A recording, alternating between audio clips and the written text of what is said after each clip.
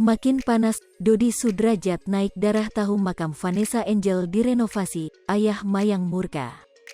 Bak tak dihargai, Dodi Sudrajat naik darah tahu makam anaknya berubah di tengah rencana pemindahan makam yang akan dilakukannya.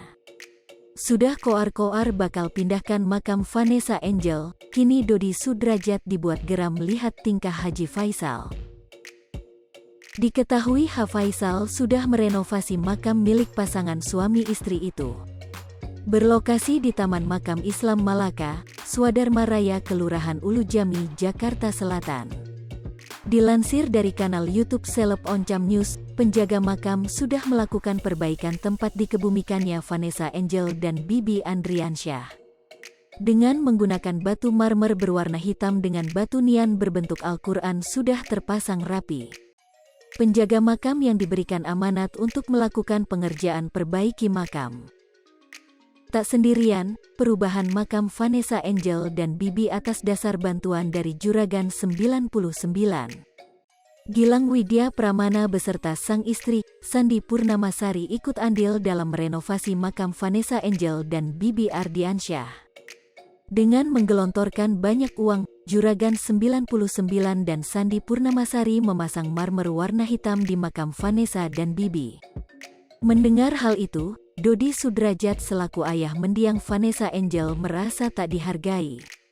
Pasalnya, baik Juragan 99 dan Sandi tak pernah meminta izin sebelumnya.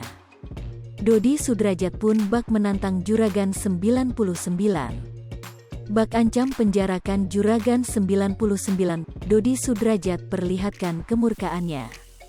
Dodi Sudrajat mengatakan Juragan 99 dan Sandi Purnamasari tidak meminta izin padanya.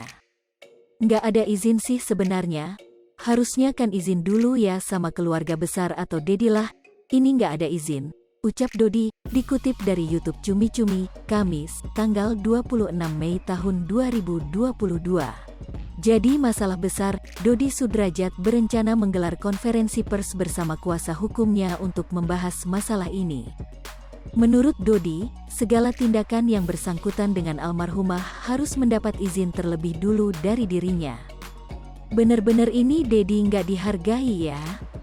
Siapapun yang bangun itu, makam, baik keluarga Pak Faisal atau siapapun, kata Dodi Sudrajat. Harusnya izin dulu dengan keluarga, khususnya Dedi, sambungnya.